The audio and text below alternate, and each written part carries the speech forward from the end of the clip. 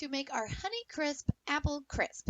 So obviously we are using Honeycrisp apples. If you have not tried them, you are missing out. Why we chose this from Minnesota is because they were developed by the University of Minnesota.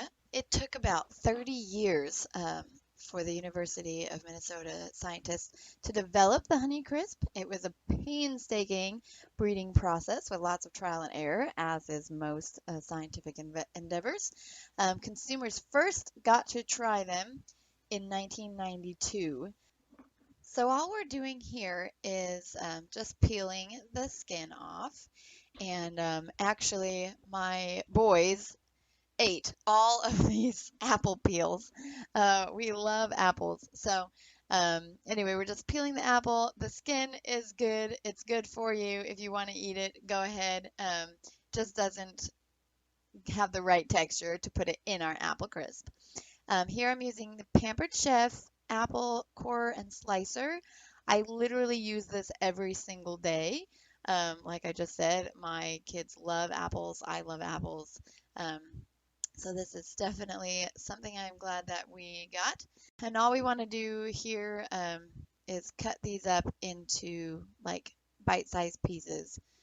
It doesn't really matter what size. You don't want them to be too big, but you don't have to make them quite this small. Just try to make them uniform as best as you can. I was really excited to make this because I have made apple pie, but I've actually never made an apple crisp before. And I do love apples so much, and Honeycrisp are fabulous. They are definitely my favorite. We're ready to make our crisp topping. We have a half cup old-fashioned oats. Make sure it's the old-fashioned oats and not quick oats. A cup of sugar and 3/4 cup of flour. I actually doubled my recipe. That's why it looks more than that. So if you want to do that. And then I accidentally added the cinnamon here. The cinnamon actually is supposed to be added to the apples, which we will do. So this recipe just has a little extra cinnamon in it. Whoops. Which turned out fine. Once we have those dry ingredients mixed together, we're going to add in a half cup of melted butter.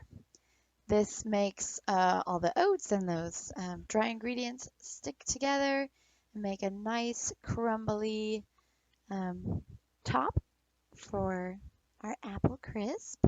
The apple crisp actually gained popularity during World War II when food rationing limited the ability to make apple pie. So it's both in Britain it's called an apple crumble. In America we call it an apple crisp. So here we have our apples, and we're adding the cinnamon that we accidentally added to our dry ingredients before. It's okay, doesn't matter. It really didn't change the taste that much. So we're adding the cinnamon and some water just to help that stick onto there.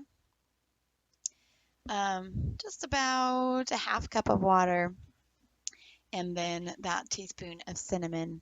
And it's really important that we get this mixed well into all the apples so that they all have a bit of seasoning. And once we have that all mixed together, we can go ahead and spoon it out into a baking dish. You want to use a dish that's deep enough. Remember, I made a double batch, so that's why I have two here. And then we're just going to spoon on that crumble mixture and make sure that it's kind of divided evenly over the whole top. We definitely want to make sure all the apples are covered and that there's a nice thick layer of that delicious crumble on top. And then we're going to put it in the oven at 350 for about 45 minutes.